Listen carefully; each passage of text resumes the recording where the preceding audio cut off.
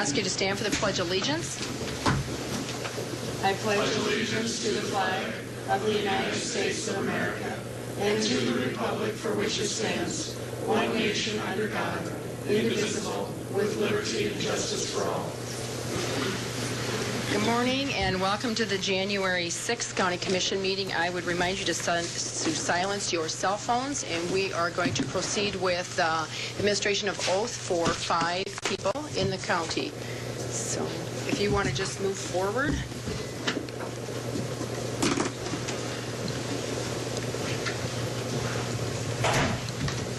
have a couple more.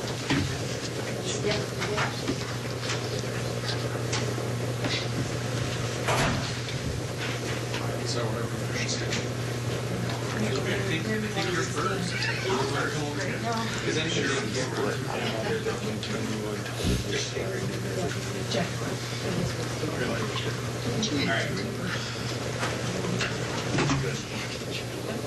All right, so please raise your right hand. Please repeat after me.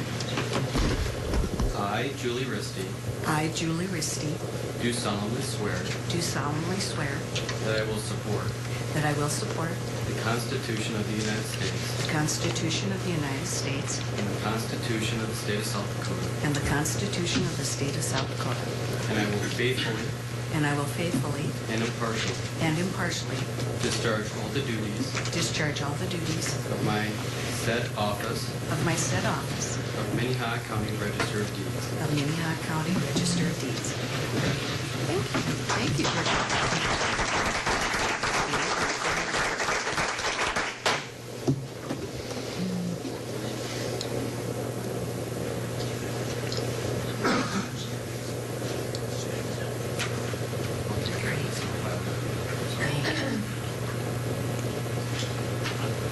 And then Sheriff. So I lucked out and I brought, I have a lot of my law enforcement friends that, help command my ship and keep it on course. And I have a lot of respect for the people in this room, so I asked them to stop by if they could. So. Yeah, absolutely. And hi, I'm John. I've been 14 years and I know who you are, but I don't know if you know who I am. Yeah, exactly.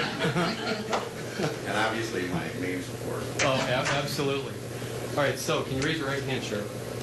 I, Mike Milstead, I, Mike Milstead, do solemnly swear that I will support the Constitution of the United States the Constitution of the United States and the Constitution of the State of South Dakota, and the Constitution of the State of South Dakota, and that I will faithfully and impartially discharge all the duties of my said office of Minnehaha County Sheriff. Minnehaha County Sheriff. Congratulations. Thanks very much.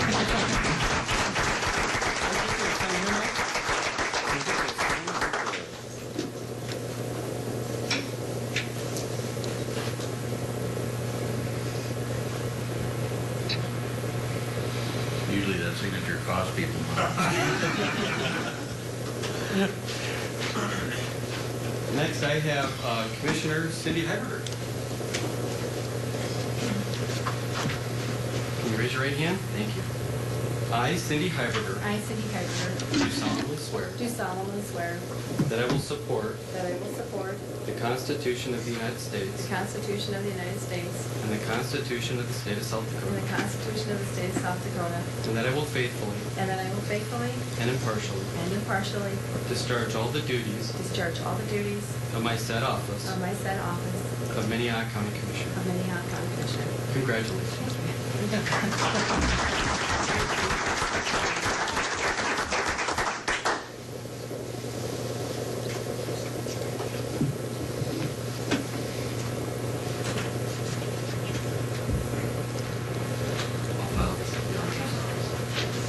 Next, I have Commissioner Bennigan. I brought my supervisor with. And thankfully, she's put up with me for many, many years since when I pushed her on the line as a freshman in high school.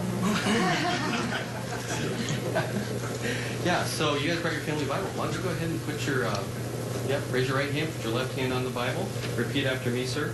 I, Gerald Benega, I, Gerald Benega, do solemnly swear do solemnly swear that I will support the Constitution of the United States that I will support the Constitution of the United States and the Constitution of the State of South Dakota, and the Constitution of the State of South Dakota, and that I will faithfully and that I will faithfully and impartially discharge all the duties all the duties of my said office of my said office of Minnehaha County Commissioner. of Minnehaha County Commissioner. Congratulations. Thank you very much.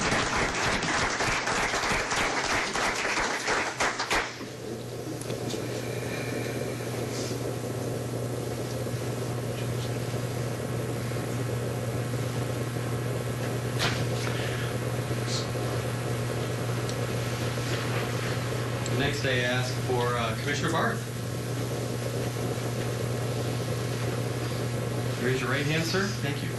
I, Jeff Barth, I, Jeff Barth, do solemnly swear do solemnly swear that I will support that I will support the Constitution of the United States the Constitution of the United States and the Constitution of the State of South Dakota, and the Constitution of the State of South Dakota, and that I will faithfully and that I will faithfully and impartially and impartially discharge all the duties discharge all the duties of my said office of my said office of Minnehaha County Commissioner. of Minnehaha County Commissioner. Congratulations, Commissioner. Thank you. Everyone else sign it.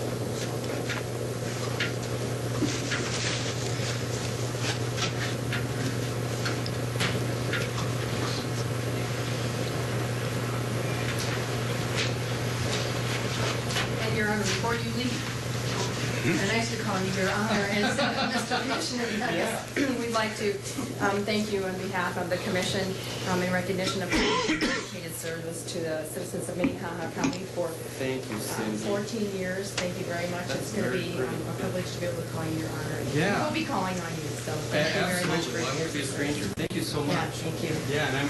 Yeah.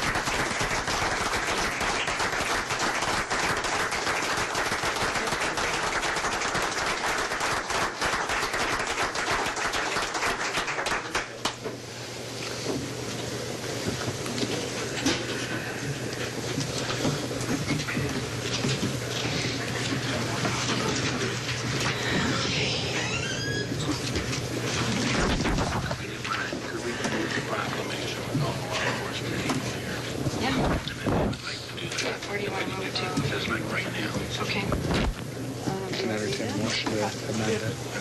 Okay, I can take a motion to amend the agenda to move item 18 forward to now.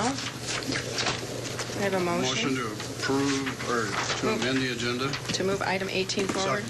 In a second, all those in favor say aye. Aye. Those opposed, same sign. Motion passes unanimously. And you want to read? Approve the amended. Motion to approve the amended agenda. So moved. Second. And a motion and a second to approve the amended agenda. All those in favor say aye. Aye. Those opposed, same sign. Motion passes unanimously. I'm going to remind you the meeting documents are on the end of the counter, and if you need listening devices, Robert is in the front of the room and can help you with that. Okay. So our first item is to issue a proclamation recognizing and thanking county, city, and state law enforcement personnel working in Minnehaha County. Commissioner Kelly. In 2014, our law enforcement personnel have come under extreme and sometimes orchestrated attacks and unjustified criticism all across the nation, including South Dakota. These men and women every day put on their uniforms and do their job of protecting our citizens while every day exposing themselves to danger. This proclamation is simply our way of saying to them, thank you. I urge your support.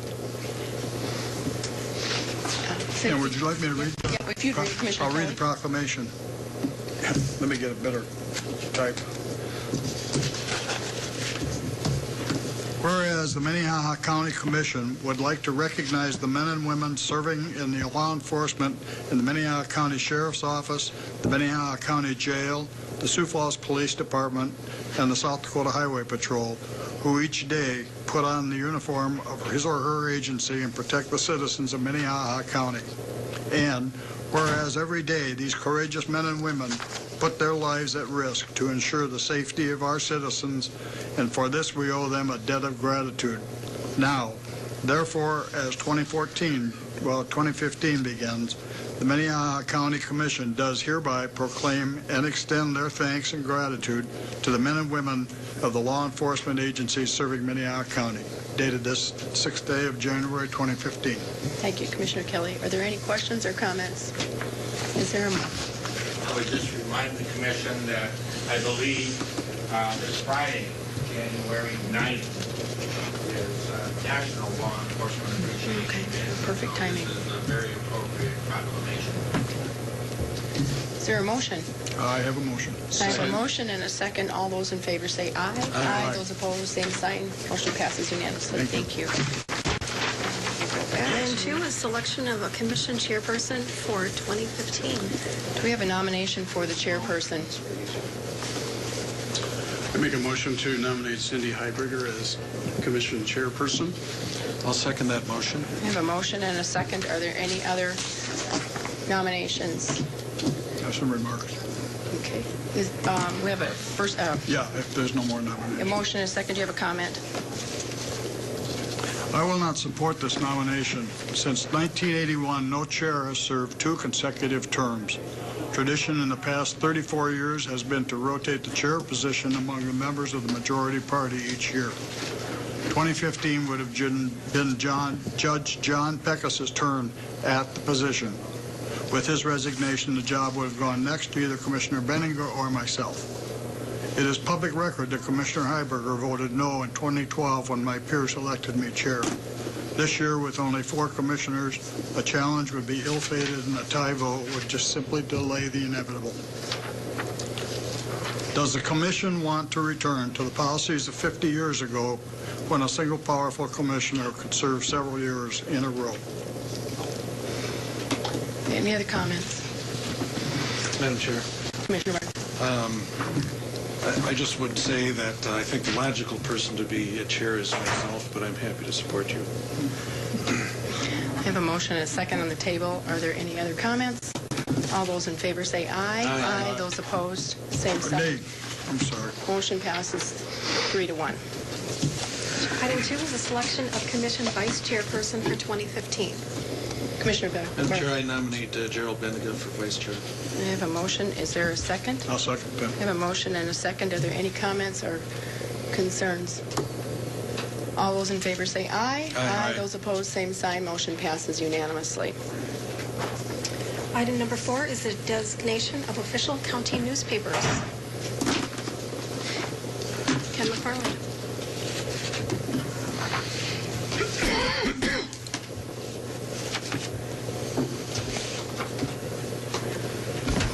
Good morning, Commissioners. SDCL 7-18-3 requires the County Commission to designate 3 legal newspapers in the county at your first regular meeting in January. Currently, those legal newspapers are the Argus Leader, the Del Rapids Tribune, and the Hartford Area News. And that, as you know, the Argus Leader and Del's Tribune are owned by Gannett Publishing, and the Hartford Area News is owned by Anderson Publications. We have received requests from the papers who have indicated that they would like to remain legal newspapers for the county, and those are, again, the Argus Leader, Del Rapids Tribune, and then the Hartford Area News. One thing I do need to note, the Argus Leader has actually requested official designation for the Argus, Del Rapids, and the Brandon Challenger, and if you do that, they will also give us a discount on the publication rates. Anderson Publications, who has the Hartford Weekly, and they have informed us that the Humboldt Journal, which is a paper that they used to publish the legals at no cost, will no longer be in effect for since the end of 2014. But what they plan to do is to combine those papers into the Humboldt and Hartford to one paper, continue to publish legals at no cost to us in the Garrettson Weekly, and then in the to distribute those 2 papers in Humboldt, Hartford, Garrettson, Colton, and Crooks. And that's so 2 papers will cover 5 communities in the county. None of the papers have requested a rate increase for next year. And as you can see, as of today, we have spent almost $61,000 in 2014 for legal publications in the county, as compared to almost $73,000 the year before. So the requests right now are to, again, the 3 legal newspapers are the Del Rapids Tribune, the Argus Leader, and then the Hartford Area News, and they've all asked to retain that status for next year. Are there any of the representatives from the newspapers here that would like to speak? I don't see anybody. I did have a call from Anderson Publications that it was unlikely that they would have someone here, but I did think that someone from the Argus was supposed to be here, but I don't see them. Okay. Are there any questions for Ken? Is there a motion? Move for approval of the request. I'll second it with a comment. We have a motion and a second to leave the newspaper publications as they were in the past. Commissioner Barth? The fact is that they are not raising their rate, and I appreciate that, since it seems every vendor we have is raising their rates, and so I appreciate it. Any other comments? All those in favor say aye. Aye. Excuse me, Commissioner Kelly. Are we talking the Argus, the Del Rapids, and the Hartford, that paper? This is the 3? Is that correct? Thank you. Okay. All those in favor say aye. Aye. Those opposed, same sign. Motion passes unanimously. Item 5 is to establish record of non-elected department heads. Ken McFarland. We do this as mainly a point of information for the public, so they know what appointed persons are heading up some of the departments of the county. If you would like, I will just quickly go ahead and read those.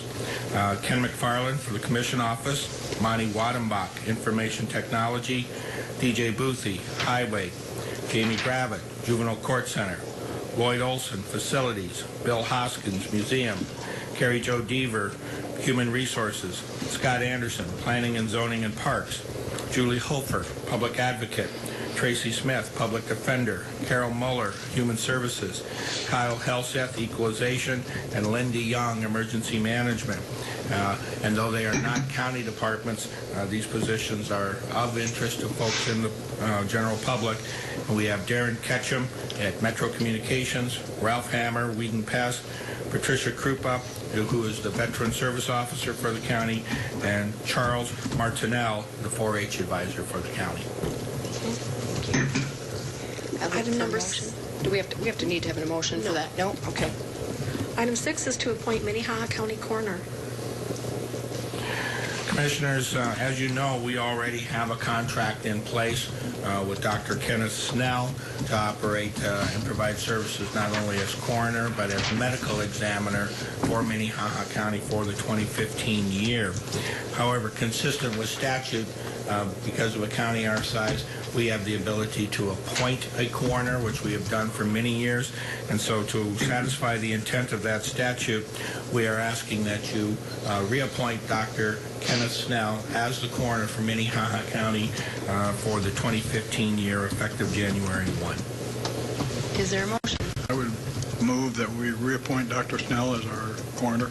We have a motion? Second. And a second? And I do see Dr. Comments? Snell was in the audience. There he is. If you would like to have... Welcome. Nice to see you. Have any questions or if you'd like to make any comments. Are there any questions for Dr. Snell? I just have a technical question. We said county coroner, but don't we need to make sure that he's also the medical examiner? It is again, we do contract with them for services as medical examiner.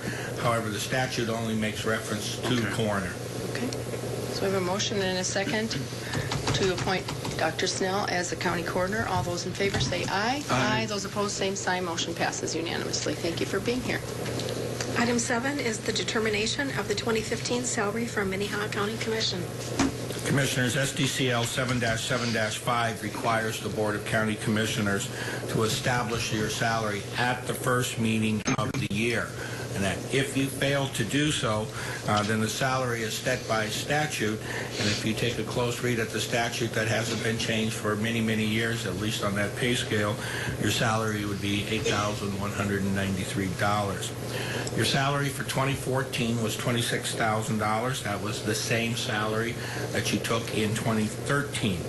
The 2015 budget also includes a salary of $26,000, and that budget was approved back in September of 2014. As you know, our county employees did not receive a general increase this year. However, we did do a new pay plan implementation involving the movement of steps and the elimination of steps, and as you know, each step is about 2.5%. If you would like to set your salary at $26,000 again for 2015, we would have to have you make the following motion. Move to elect salary rather than the per diem method of payment to county commissioners and set the 2015 annual salary at $26,000. And again, for your information, I've provided the history of your salary at the bottom of the page there. Are there any questions for Ken? Commissioner Barth. I guess it's more of a comment. Just like with the income tax, the minimum wage increase we had this year, I think, was a little bit difficult to enact because it had not been incrementally increased. We had waited a number of years to increase it, and so then it becomes more difficult to do. I think that having a small raise on occasion is better than having a big raise. And so I'm going to suggest having a 1% raise this year. I don't know if I will get a second for it, but I think 1% every other year or every year is a lot easier than 20% in 1 year. And I will make the motion to raise their salary 1% at this time. I have a motion to increase the salary by 1%. Is there a second? Is there a second? I'll second it just for conversation. Okay, we have a second. A motion and a second to increase by 1%. Comments? Again, I guess I just believe that, our employees are getting, except for the very top ones, 2.5%, if not a 5% raise this year. And I think we got no raise last year. And prior to that, we took a 5% cut in 2012, I believe. I don't think it's unjustified, and I think it is more reasonable for the citizens to see us take small increases. And I would also say that, it's not like we're paying ourselves CEO money. Any other comments? No comments? I have a motion and a second on the table to increase our salary by 1%. All those in favor say aye. Aye. Those opposed? Aye. Motion fails 3-1. Look for a second motion. Is there a motion to determine the 2015 salary? I would make a motion to leave it as is. I have a motion to leave it as is. Is there a second? I will second. I have a motion and a second to leave the salary as it was in 2014. All those in favor say aye. Aye. Those opposed, same sign. Motion passes unanimously. Thank you, Jeff, for your comments. Item number 8 is to approve a resolution to set election workers' pay schedule. Bob Litz. Good morning, Bob Litz from the Auditor's Office. Makes it a little bit tough for me to make my pitch, being you just didn't give yourself a raise here. I'm going to give it a shot here. So, I'm going to read my memo here for the benefit of the public, and then I'll talk a little bit about it after that. The Auditor's Office last asked for a pay increase for election workers in 2012, as it had not been raised for a period of 3 years prior to that. Unless we have a special election before the primary in June of 2016, that same amount of time will have lapsed again prior to my request being put into effect. For 2015 and 2016, I'm requesting that some areas of pay for election workers be raised as follows.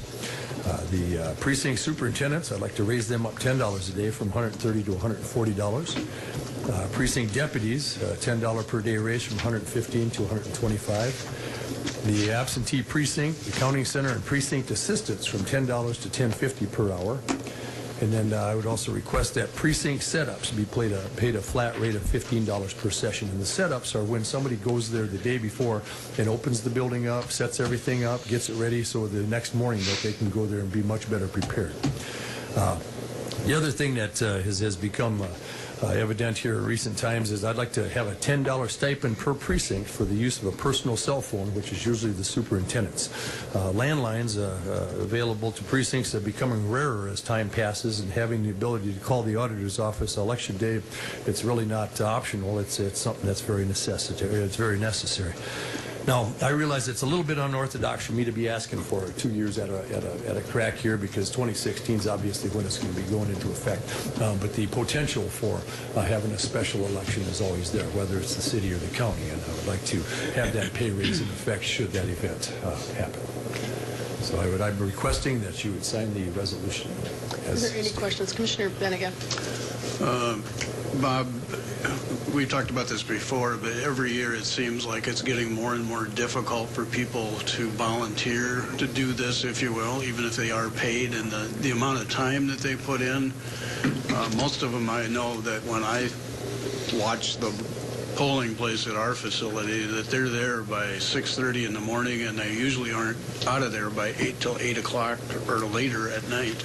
It seems to me like the sacrifices that they make for this public service is incredible, and frankly, I have no problem with increasing their salary to try to find more people to do this, because I think it's going to be difficult, continue to be difficult to find people to do that position, and frankly, they work hard and they take a lot of credit and criticism more than credit. And I believe that we need to recognize them for what they do, which is an incredible service to the community. And thank you for pointing that out, Commissioner Benega. For years, since I've been the auditor, I've had the advantage of a weaker economy also in my favor when I go to recruiting people. They like to have a little extra pocket money, especially a lot of retired folks. But this year here, the question came up more and more about, the money. And, for the next primary election, I'm probably going to have to get about close to 300 people working. And for the general election, it'll be closer to the 500 people. And, scrambling and having those amounts out there raised up just a little bit certainly helps me in that effort. I'm sorry, but I forgot to make one other statement. It appears to me that with the number of hours that these individuals put in, that frankly, I don't think they make minimum wage in some cases. I'm thinking Burger King's probably my main competitor here, not to disparage the fast food industry. Yeah. Any other comments? Commissioner Barr? I agree with Gerald. Bob, I know your folks have to put in 12-hour days, for $125 or whatever, for $140. That's not a great temptation to leave the couch on a blizzardy day. Do you think we'll be able to get enough people at this rate?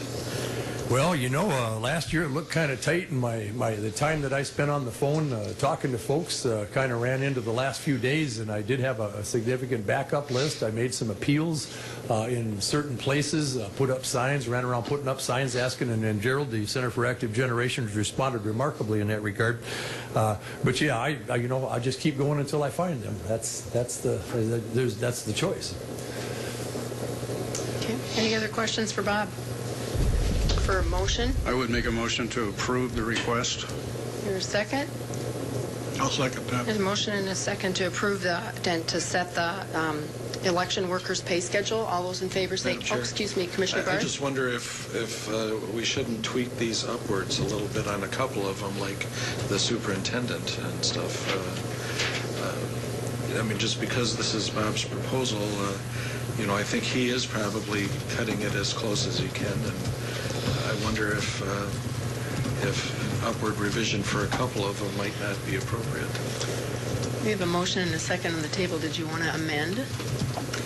Well, if I might just ask Bob, would you prefer us to just go ahead with what you've proposed, Bob? Well, any increase is appreciated, but I'd like to I've got a pretty good idea of what the net effect on my budget is going to be, and I'll still be within the parameters of the budgets that I've had in the past. And I think that, at election school, when these questions of pay came up, I did tell them that I was going to approach the commission and try to raise it up in certain areas, and that seemed to satisfy everybody. And they understand that progress comes in smaller steps sometime, and I'd like to look at it again in 2016. I do appreciate that thought, though, Commissioner Barth. But I'd like to try what I've got here. Okay, I have a motion and a second on the table. All those in favor say aye. Aye. Those opposed, same sign. Motion passes unanimously. Thank you, Bob. Thank you, Commission. We will move on to routine business. Item number 9 is to approve the County Commission minutes of December 30th, 2014. Need a motion to approve the minutes. So move. Second. I have a motion and a second. Any comments or corrections? All those in favor say aye. Aye. Those opposed, same sign. Motion passes unanimously. Item 10 are bills to be paid in the amount of $1,295,587.47. Pay the bills. I have a motion Second. and a second to pay the bills. Are there any comments on the bills? All those in favor say aye. Aye. Those opposed, same sign. Motion passes unanimously. There are no reports today. Item 12 is personnel. A is consider a motion to approve the routine personnel actions. Is there a motion to approve routine actions? There is. Second. I have a motion and a second. Any comments or questions? All those in favor say aye. Aye. Those opposed, same sign. Motion passes unanimously.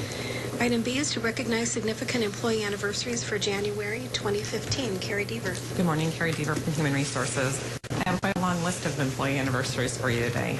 Celebrating 5 years of service is Dwayne King in the Equalization Office, Brett Fye in the State's Attorney's Office, Scott Berg in Highway, and Kara Sambo at Human Services. Celebrating 10 years of service, we have Scott Anderson in Planning, Randy Fodds in Highway, Crystal Johnson, Carrie Meesbert, and Miranda Peterson, those last three all with the State's Attorney's Office. Celebrating 15 years of service, we have Aaron Curry in the Public Advocate's Office and Julie Ty at the jail. And celebrating 20 years of service, those always surprised me, 20 years of service.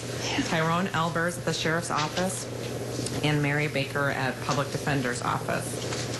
Look to the area, I'm not sure, am I missing anybody with an anniversary that came today? I think we're out of luck for personal attendees, unfortunately, but we want to express our thanks and gratitude for those many, many years of service. Yeah. And I think on behalf of the Commission, too, thank you to all of our employees that weathered the storm like many people in Sioux Falls yesterday and stuck it out and slip slide home. And we appreciate what they do all through the year, being dedicated to their jobs here at Minnehaha County. So. Item C is to record volunteers in county departments for December 2014. We had a slightly lower month for December for our volunteers, and slightly lower means still over 200 people volunteering in the month for county, so our gratitude to those folks as well. Yeah, and we couldn't do it without them, so. Okay, thank you. Thank you. There are no application for abatement, no notices and requests, no planning and zoning notices, and no petition for compromise of lien today. The next item is an opportunity for public comment. This is the time where anybody can come forward, state your name and address, and speak on a topic that is not on the agenda. Seeing none, we can move forward.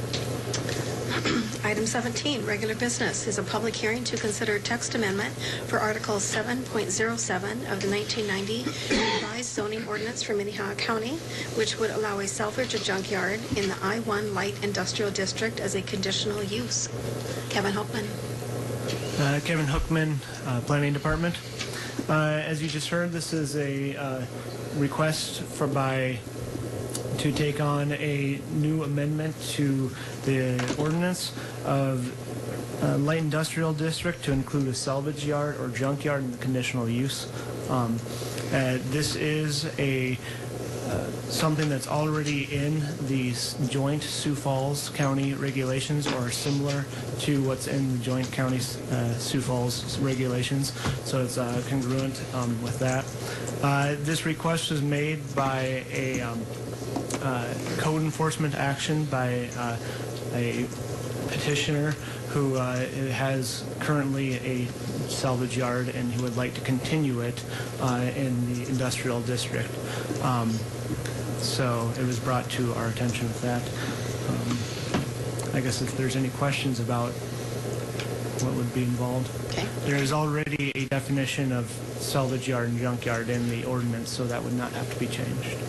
Is there any questions for Kevin? This is a public hearing, so are there any proponents that would like to speak?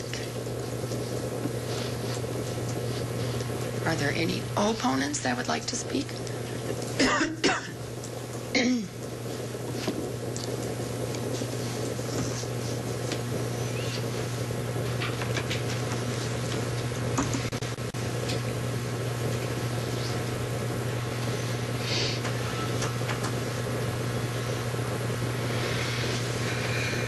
Thank you, Commissioners. My name is Al Miron. I live at 25935 469th Avenue, Sioux Falls. My interest in this subject actually was piqued several years ago when I appeared before this commission on behalf of family members that were concerned about a salvage yard in an I-1 industrial district. And because of that, I've been through the ordinance at least 4 times rather thoroughly, so I think I have an understanding of the ordinance that has served us well for the past 25 years. In the current I-1 industrial district, it says that the intent of the district is to provide a number of light manufacturing, and I'll skip over some of these things, warehousing and service uses in an attractive industrial park-like setting. And it also indicates in the I-1 district that there might be heavier industrial development more in the center of the district and or in the interior of the district. And it also indicates that this district might be surrounded by homes and that sort of thing. The current permissive uses in that light industrial district are listed there. I won't read all of those, but you might notice things like offices, banks, and if we go down to other uses, under the conditional uses, light manufacturing, there is extraction allowed there and so on, but listed also as any conditional use in the C commercial district. And so I have listed those here, the uses in the commercial district, and again, I'm not going to highlight all of those, but it's my feeling that salvage yard or junkyard should not be basically located next to such things as a bar or lounge, equipment sales, motor vehicle sales, lumber yard, that sort of thing. And so it's my feeling that the salvage or junkyard does not belong into that area. Yes, the salvage or junkyard is defined in the ordinance. It's defined as an open area where waste or scrap materials are being bought, sold, exchanged, stored, baled, packed, disassembled, and handled, and so on. So I think we have to be careful what we want with respect to this salvage or junkyard. It includes a rather broad area, and although some of these might be allowed in a I-1 area or might be acceptable in I-1 area, I don't think all of those should be included automatically in this I-1 industrial area. You have an out. Because in the ordinance under 2506, it says that the purpose of catch heads, the catch head appearing in connection with the sections of these regulations, are inserted simply for convenience to serve the purpose of an index. The introductory statements found at the beginning of each article are to serve as a general reference only, and the catch heads and so on are not basically legally binding by law. And so I understand that. And I think you have an opportunity to put a salvage yard or a junkyard in an I-1 industrial district, which is supposed to be a more light industry type with proper amenities, the banks, that sort of thing. So I think you have the ability to do that, but why use these catch heads? Why talk about these districts in that way if you really don't intend it? In other words, I'm saying basically say what you mean, and I think really the I-2 General Industrial District is where this sort of thing belongs. And the catch head in the I-2 Industrial District says, this district is intended to provide for heavy industrial uses which may create some nuisance and which are not properly associated with or compatible with residential, office, industrial or planned neighborhood commercial establishments and so on. So I think that by definition the salvage or junkyard fits much better into this area. And if you look further down in the ordinance, the things that are allowed in this area are public utilities, antenna support, wind energy, that sort of thing.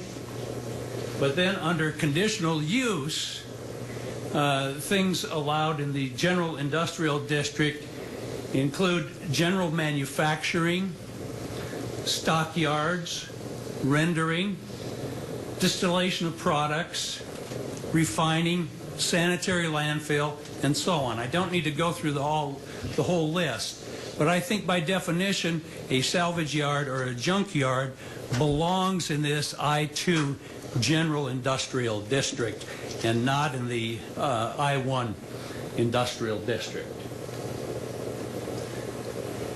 I see problems with changing the ordinance because there might be some salvage or junkyards that should be allowed in the I-1 Industrial District, but if the ordinance is changed, about the only argument that we have against an undesirable salvage or junkyard is not in my backyard.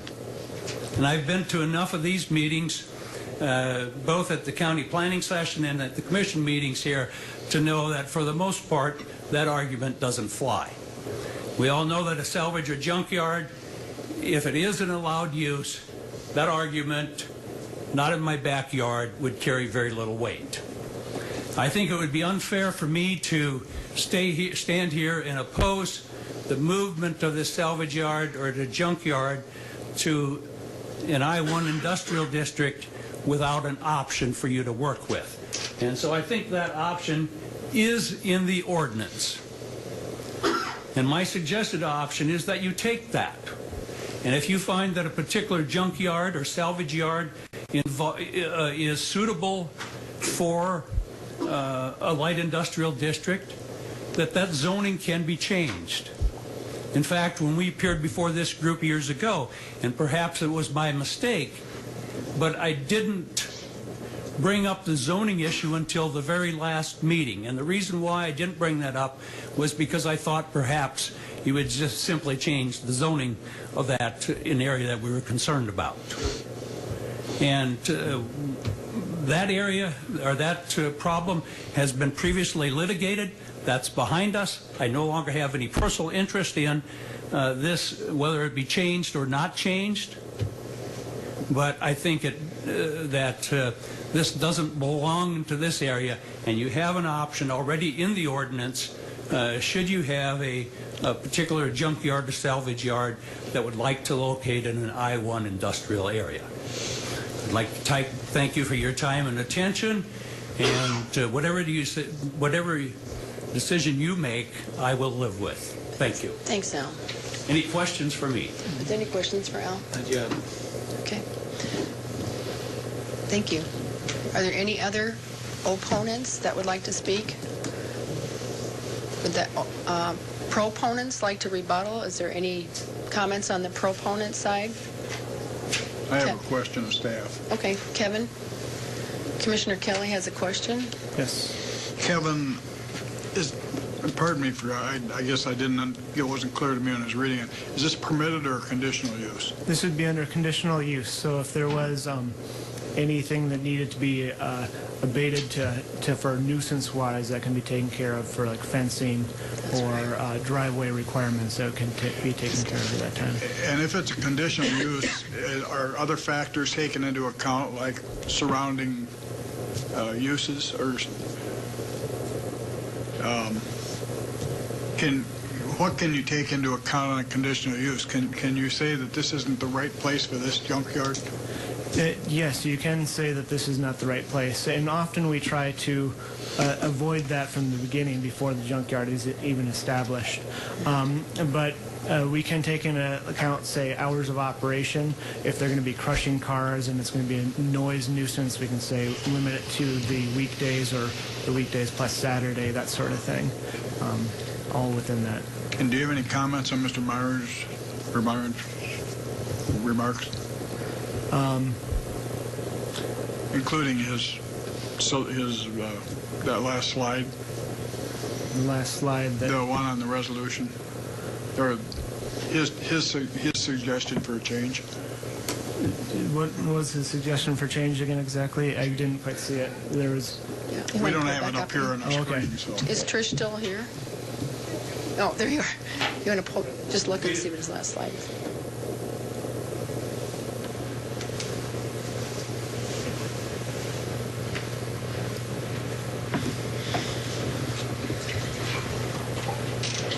Well, I suppose that's what we're doing now. We're hearing a ordinance amendment that has been brought to the commission by a petition. So yeah, that's what we're hearing right now, is changing the ordinance whether or not to do that. And one other question, would the petitioner have to apply for a CUP then at a different date? Yes, once this is approved, the petitioner would have to do that, in which case we would, if, for example, the City of Sioux Falls joint ordinance, I could add that right now they do have an additional use regulation in their ordinance that does say require walls or fence that's from the ground to the highest height of that zoning district. So it'd be, in their case, it's 8 feet. In our case, this case would be 6 feet. So that solid fence would be 6 feet tall around the whole perimeter of the property, and that would be likely continued through the conditional use process. But that's not included in this because it would be added to both the zoning districts, if we did include that. Commissioner, or excuse me, Kirsten Kappmeyer might have a comment. Yeah, just to clarify, I think what the point Commissioner Kelly was getting at, and correct me if I'm wrong, is the debate here was whether we change and add a conditional use being allowed in I-2, or if we just pass a ordinance saying, no, this particular piece of land is in I-2 rather than I-1. I think that was the solution that Mr. Myron was talking about, correct? The alternative, if you will. Well, my suggestion for an alternative is that if you find an area that within an I-1 district that is suitable, you can change the zoning. And that zoning ordinance can be changed by you or by a petitioner. Right. So the debate is what conditional uses are allowed in I-1 here today, but the proper alternative is you can change what zone it is rather than altering what conditional uses are allowed in a particular zone, which is what the proposal here today does. And in further answer to Mr. Kelly's question, if I might expound upon that, yes, it would still be a conditional use if you move it to the I-1. It still is a conditional use, and it still has to be approved. However, it is an approved conditional use, and in my opinion, that makes it a little easier to get it in. And the change in the zoning ordinance is not an impossibility, but it might give it one more step and one more little protection there. And that's why I still think it belongs in the I-2 industrial district. I recognize from our experiences earlier that the City of Sioux Falls does allow it in the I-1 area. But I don't think necessarily that we have to do everything that everybody else does. We're in a more open area and a little bit less industrial in general than the city itself. And so I really feel that it belongs in the I-2. Any other questions? Commissioner Burdick? Kevin, so in the current situation, this is in the Brower edition, which this commission has spent plenty of time working on. If we turn this down, would they just then have to bring it for a conditional use permit back to planning and zoning, or what? It's an enforcement issue at this point. If you turn this down and goes back to an enforcement issue, and he would have to cease the operation of the junkyard. So we would be putting them out of business then? Yeah, or moving them, yep.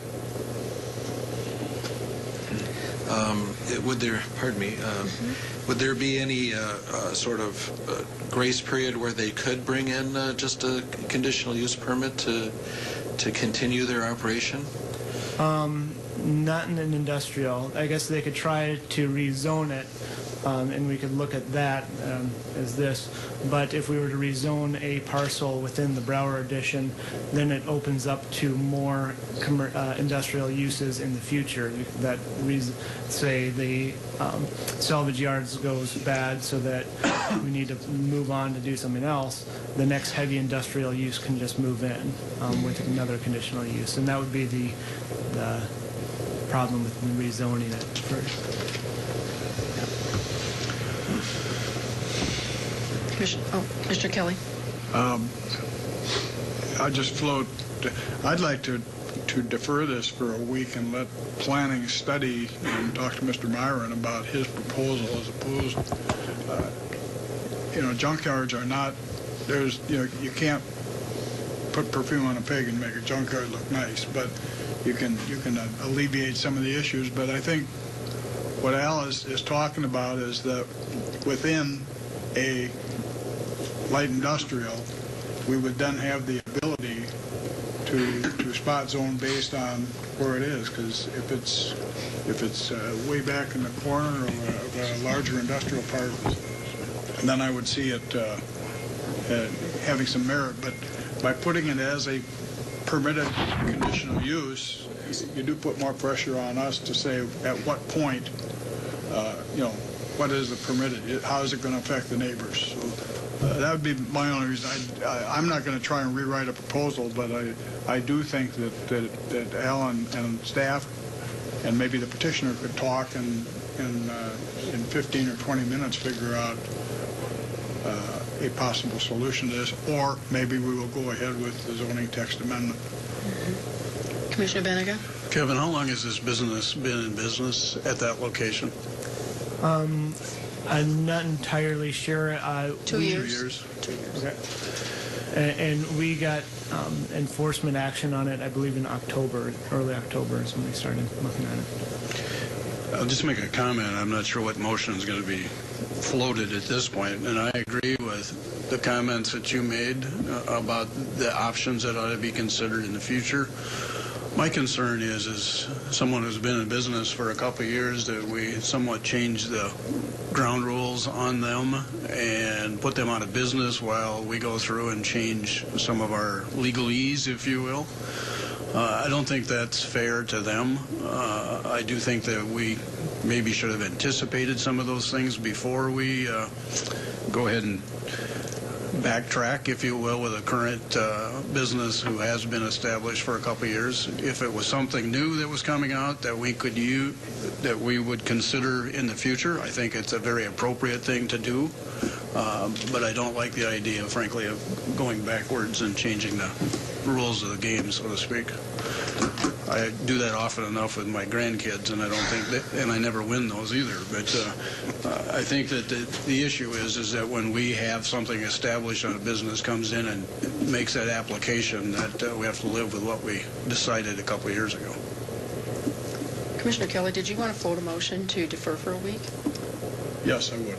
Second. I have a motion and a second to defer 1 week for further study and consideration of the details. I think it's a little confusing. Are there any other comments? I'm going to be ornery today and not change my opinion, so I probably will not support this. I have a motion for 1 week to defer. All those in favor say aye. Aye. Those opposed? No. Motion passes 3-1 to defer for 1 week. Thank you. Item number 19 is consider a motion to approve change order number 1 for a deduct in the amount of $4,903.37 to the contract with Beatty Forsyth HVAC for the Public Safety Building HVAC project. Mark Rines. Good morning, Commission. Mark Rines, Facilities Department. We're wrapping up our project with the HVAC upgrades, and we ran into some time constraints on getting the hole in the side of the wall. So the Facilities Department decided to cut the hole ourselves, and so in that case we are asking your consideration to deduct $4,903.37 off the final price of the project, and that would be for the $4,300 allowance and $603.37 for some carpet repair. Are there any? Make a motion to approve. Second. A motion and a second. Any questions for Mark? All those in favor say aye. Aye. Those opposed, same sign. Motion passes unanimously. Thank you, Mark. Thank you. The next item is Minnehaha County Commissioner Liaison Reports. Are there any liaison reports? I have one. Commissioner Kelly. As you may remember, we haven't talked about Safe Home for a while, but back when originally we loaned the LLC or LLP that owns the building $458,000 to be paid back, and I can't remember the terms exactly. To date, after a check was cut in December, to date, the LLP has paid back $100,000 on that $458,000. So the cash flow has been good over there. Things are going well, and I think kudos, to Carol's department and to the staff of the Safe Home. It's been a good program. A lot of people over there. I think And I'm sorry, kudos to Lloyd Company too, because Right. obviously they're helping with us. They're running a good program over there, and I believe it's at least a third of those people living there are paying their own way in that facility. So it has been a good addition to Minnehaha County's buildings. Thank you. Are there any other liaison reports? Commissioner Barth. Yesterday we had a homeless advisory board meeting, and of course we're kind of in a strange spot here where the Bishop's house is not quite open, and the Salvation Army has not got a warming center open up yet, and we still have many people who are banned from one of the shelters or another because of mental issues or drug issues, whatever. And as we look forward to the Bishop Dudley's house opening next Monday, we still have had troubles this winter. And I guess I'd ask Carol if she might come out and report a little bit on our discussion.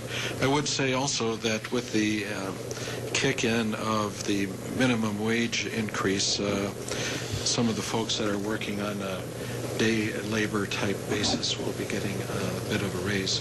And Cindy, as you and I know, some of them pay $6 a day just to go to work for gas money for the place to drive them to their job, which is a huge payment for someone making minimum. And some of them are walking across town to catch that ride. I saw one of them today, actually walking on the street because the sidewalks weren't clear as I drove out to the highway department at 4:45 in the morning. Carol, did you have some comments for us? Good morning, Carol Muller, Minnehaha County Human Services. Yes, we had yesterday, and Commissioner Barth had just asked if I just make a few comments following that meeting that's out there. One, yes, we are terribly excited about Bishop Dudley opening up next Monday. Hopefully, many of you will be able to come tour the place and come for the open house. It'll be open on Monday afternoon, so it's a great opportunity to go through and see. We are very appreciative of what's happening in the community with that and the impact that's out there. Just one of the other things that I had shared is looking at the budget, and our budget in motels for motels and rents, we had a combined budget last year of $910,000, and currently we have spent between the two $885,000 with about another $15,000. So we're cutting that one much closer. As a matter of fact, our motels are triple, well, almost Yeah, they're over triple. We budgeted about $35,000, and I think we're at about $114,000 that we've spent this year, and that's because we just haven't had any other place to put people at, and those are usually families. I know one Friday a few weeks ago we had about 23 families we were putting up in motels. So we're excited. We're aware of what's happening that's out there. Many of our folks are anticipating Bishop Dudley opening up, and we have high hopes, the difference that will make. We also know that it will probably be full quickly, and the concern that's out there. But it's a cold week again. Commissioner Barth? There are some issues, as we know, with housing families because they're not the right candidate to go to some of the shelters because if you have older children, they can be separated from their parents, and that just doesn't work. So then we wind up in motels, right, Carol? Yes, yeah. Bishop Dudley will have 7 rooms available that will be like hotel-style rooms. One room will be a double, so that a joined room, so for larger families that are out there. But if you're a mom that comes in with a couple of littler kids and maybe a 16-year-old boy, that son does not get separated from you. They're able to stay together. So that's a significant difference from options we've had in the past. You know, one of the things that we continue to send messages with our caseworkers on is if you can keep families housed, it's much better for them than shipping them out on the market right now to find another place to live. Are there any other questions for Carol or comments? Thank you, Carol. Thank you. Is there any other liaison reports? Is there any old business? Bring up some old business that I think we need to close out the applications for the commission. To date, we have 29 very high standard applicants to this job, and I think we need to move forward with making our decision. We have not publicly stated that we would close this, so I would look for a motion to close. I'd make a motion to close applications for that. Motion and a second to close applications for the vacant commission position. All those in favor say aye. Aye. Those opposed, same sign. Motion passes unanimously. Is there any other old business? Is there any new business? Commissioner Barth? Madam Chair, this week we got notice that the rate that the county will pay attorneys when we hire outside attorneys is going up significantly. In fact, it's going up twice as fast, more than twice as fast as the rate of inflation. The state has ruled that we can only collect tax increases based on the rate of inflation or 3%, whichever is lower. So it astounds me that our judicial department decides to go ahead and give raises higher than that. How the heck do they expect us to pay these people when we don't have an income to pay them? It's really irritating to me, and I plan to write a letter to the authorities who apparently have no idea what it's like to be here on the ground from their ivory tower. Thank you, Commissioner Barth. Are there any other comments? Seeing none, I would look for a motion to adjourn into executive session for personnel. Litigation. And litigation. Thank you. I'll make that motion. I have a question, though. Why do we have litigation every week? I have a motion. Is there a second? I don't think I can tell it. Is there a second? Second. I have a motion and a second to adjourn into executive session for personnel and litigation. All those in favor say aye. Aye. Those opposed, same sign. Motion passes unanimously. Meeting adjourned.